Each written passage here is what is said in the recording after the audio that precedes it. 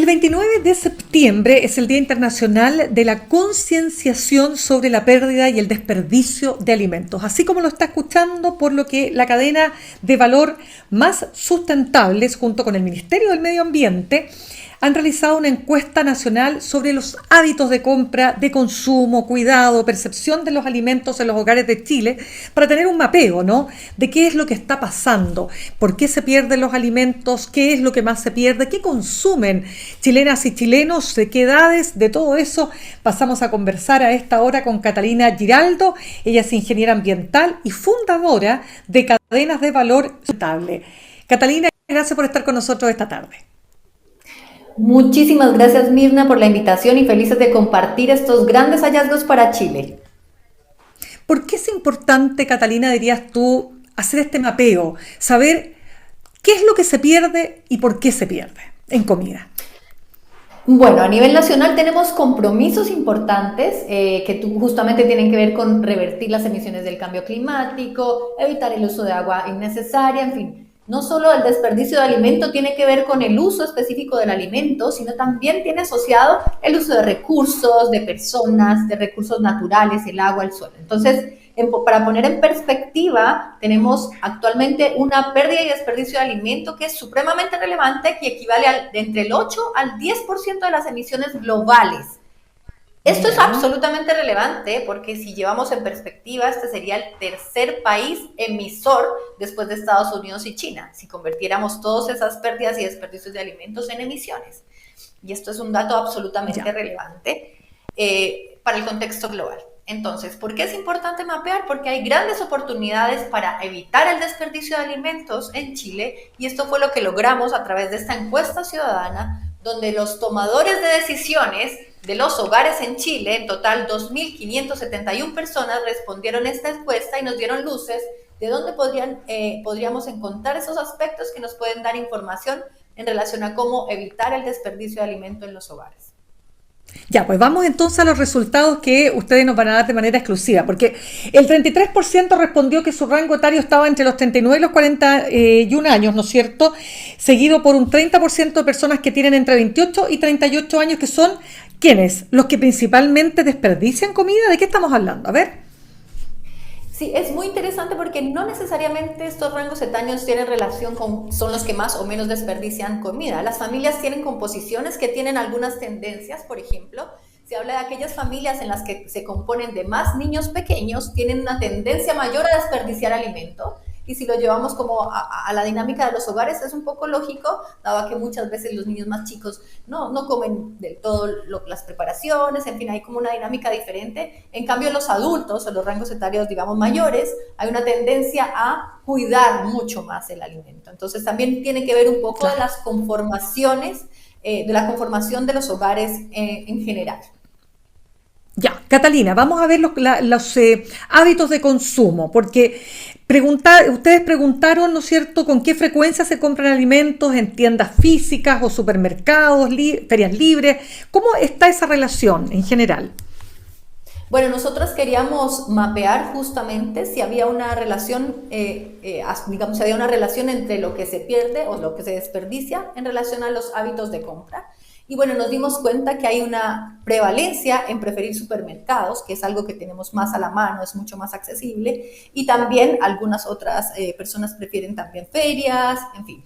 ¿Por qué? Porque nos damos cuenta que muchos de estos espacios ya hay hábitos de compra que son conducentes, por ejemplo, a comprar alimentos que están próximos a vencerse, y lo hemos notado en varios de los supermercados en Chile, que tienden a disminuir el precio de estos alimentos que están próximos, digamos, a una fecha de vencimiento muy cercana.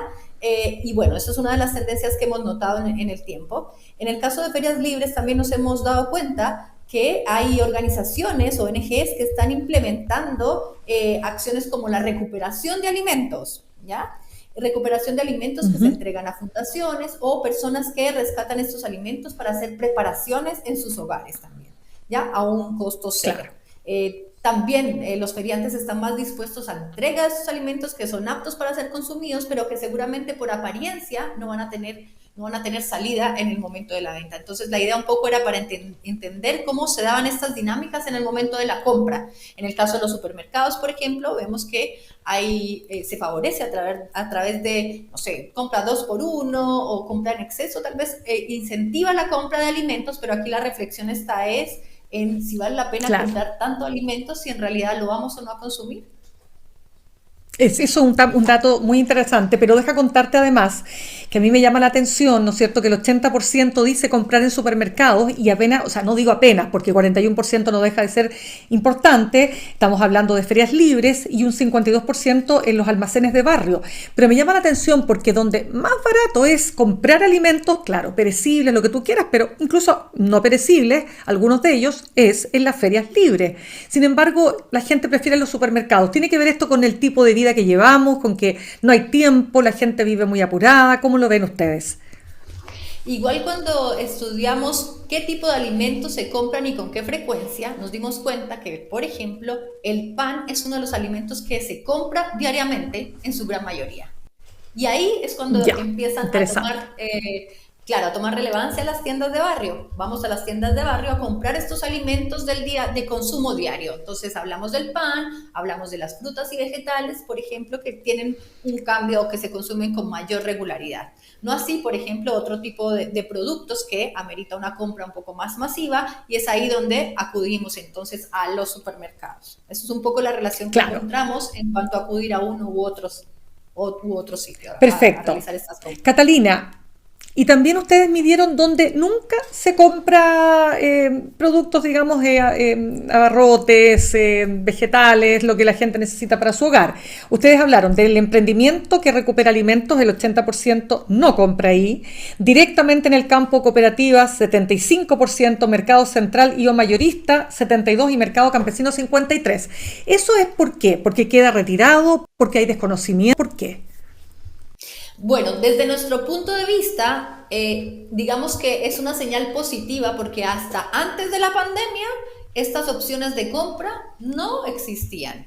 Fueron opciones de compra que se dieron también producto de la pandemia y empezamos a visualizar a través de redes sociales el que emergieran este tipo de emprendimientos más digitales donde podemos acceder, por ejemplo, a productos que le llamamos estéticamente no aceptables para un mercado, o por ejemplo, emprendimientos que rescatan alimentos o compra directa en los sitios de producción. Entonces, de alguna manera, si bien son los espacios de compra, los canales de compra menos recurrentes, hoy podríamos celebrar el que existen y que cada vez van incrementando usuarios que prefieren este tipo de alimentos que además tienen una función social y ambiental.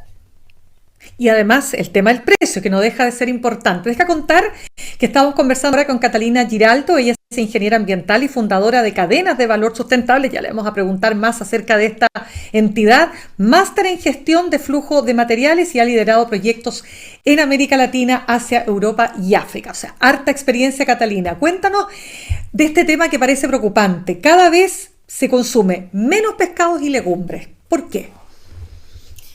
Es un tema súper interesante y de hecho lo conversamos. Bueno, todo esto, digamos, vale mencionar que esta encuesta es producto de una estrategia nacional para evitar las pérdidas y el desperdicio de alimento en Chile, que está liderando el Ministerio del Medio Ambiente en conjunto con el Banco Interamericano, ODEPA, el PENUMA, en fin, hay varias organizaciones que están muy interesados en poder abordar esta temática y justamente cuando fuimos a los territorios y conversamos del por qué había menos compra del pescado local, bueno, lo que nos hablaban en las comunidades era que por lo general eran productos un poco más costosos y esto lo hacía menos accesible al bolsillo.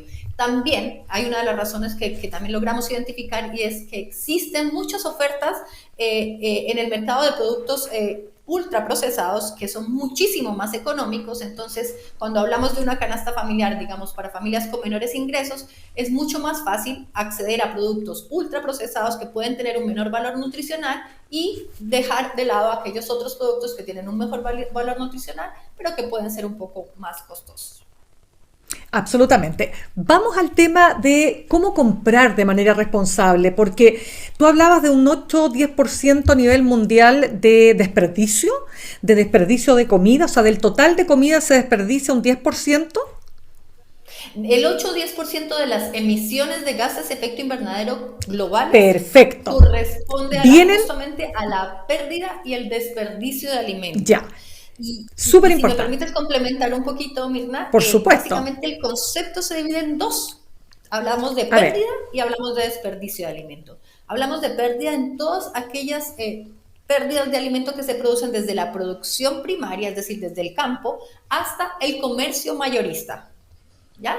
Una vez pasa el perfecto. producto de comercio minorista al consumo, a la preparación en los hogares, en los restaurantes, Ujú. en los hoteles, en los casinos, ahí estamos hablando de desperdicio de alimentos. Entonces, cuando de pérdida se trata, estamos hablando de un 13,2% de los alimentos se pierden y un 19% de los alimentos se desperdician. Claro, perfecto. Ahora, si tuviéramos que llevarlo a Chile, ¿cuál es el nivel de desperdicio que hay en nuestros hogares? ¿Se ha podido calcular más o menos?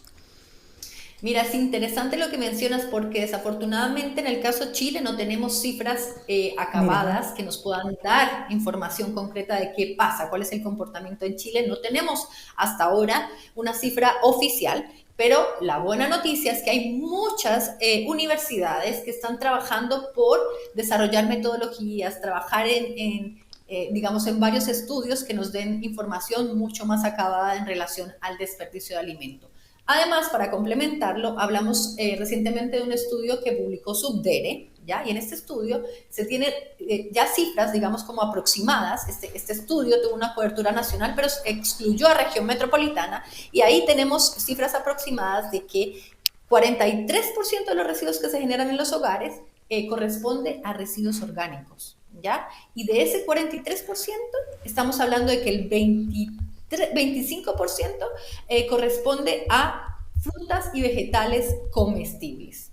Eso es una cifra importante, perdón. El 48% son residuos orgánicos y el 30% corresponde a frutas comestibles, el 6,4% corresponde a carnes y pescados comestibles y el 5,9% corresponde a productos de panadería comestibles. Esa es la mayor aproximación que tenemos a nivel país.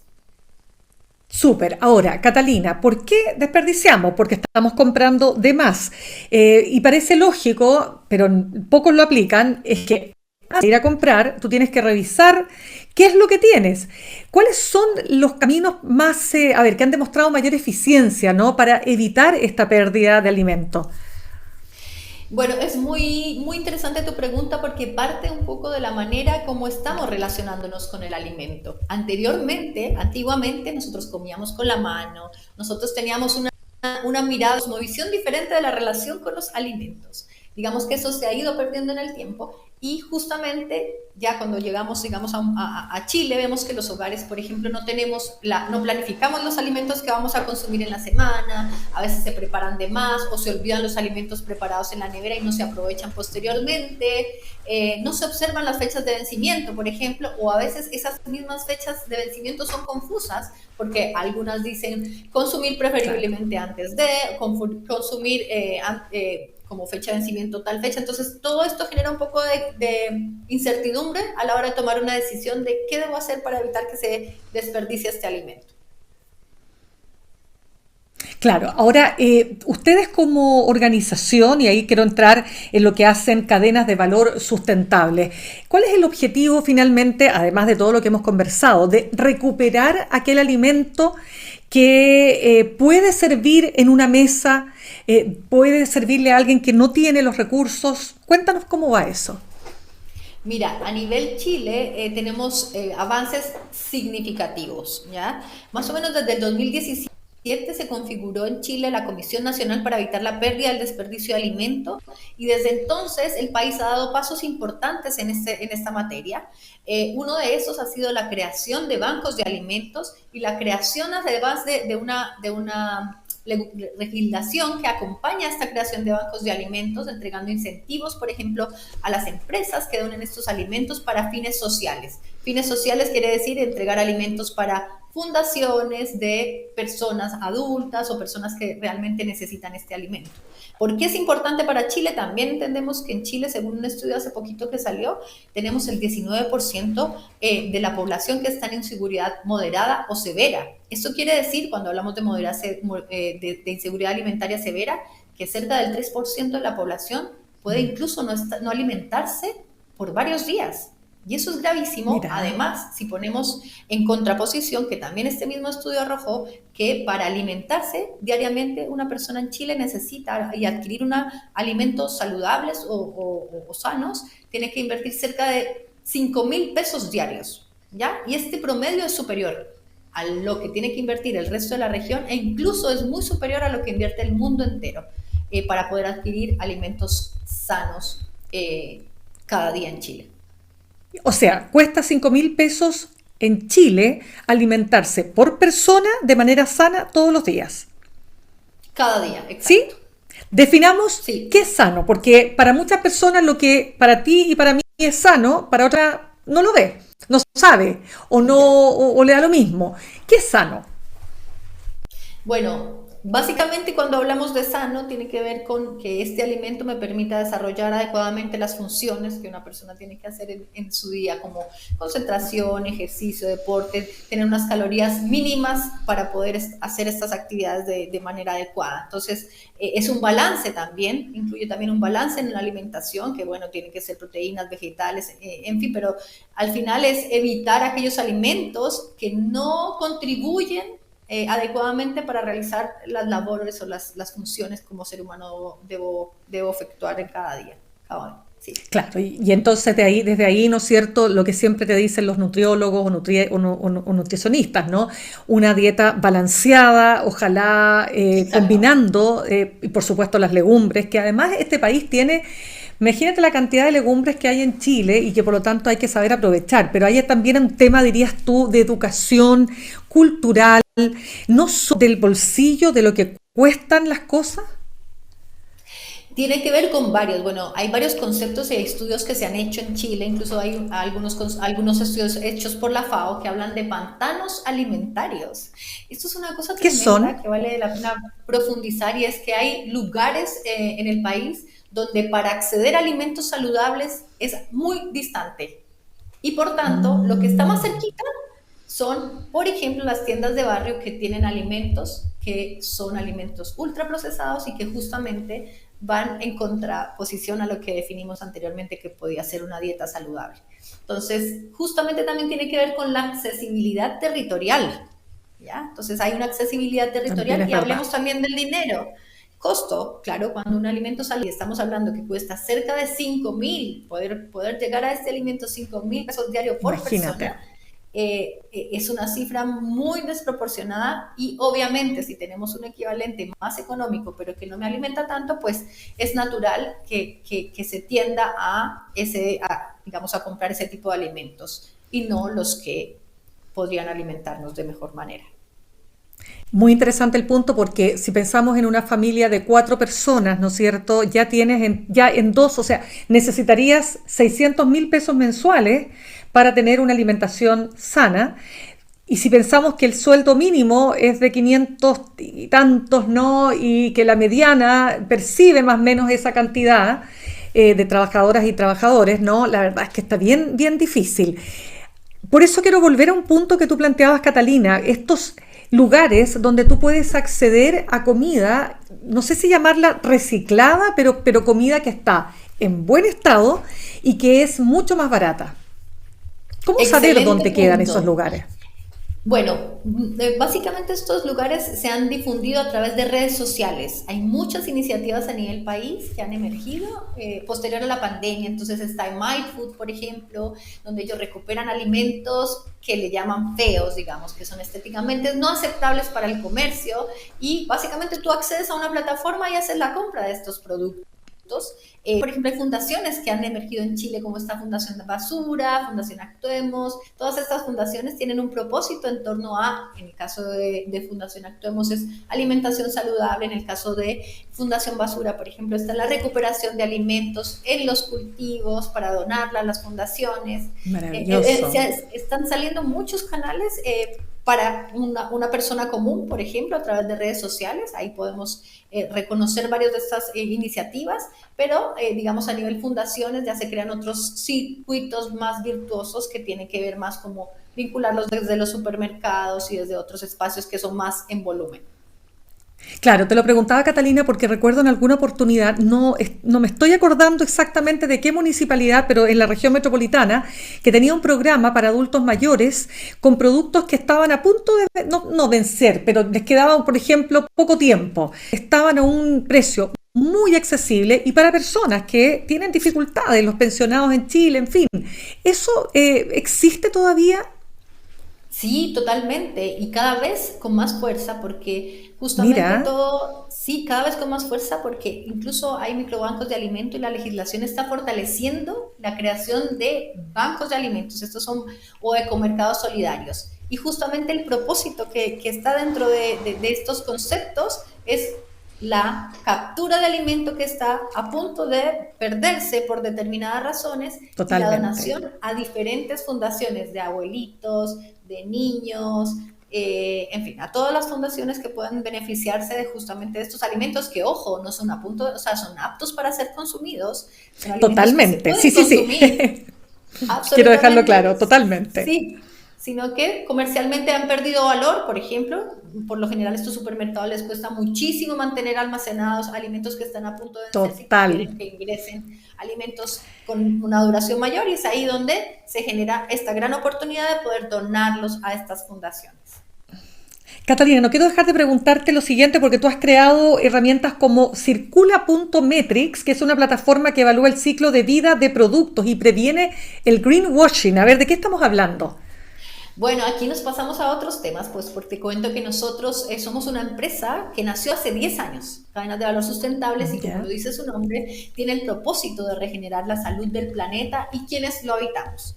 ¿Y cómo lo hacemos? Bueno, nosotros buscamos analizar las cadenas de valor de los productos, de cualquier tipo de producto, para poder reconocer oportunidades en la gestión del riesgo de estos productos, oportunidades en materia social, en materia ambiental, y tenemos una patita bien interesante que tiene que ver con el riesgo de greenwashing.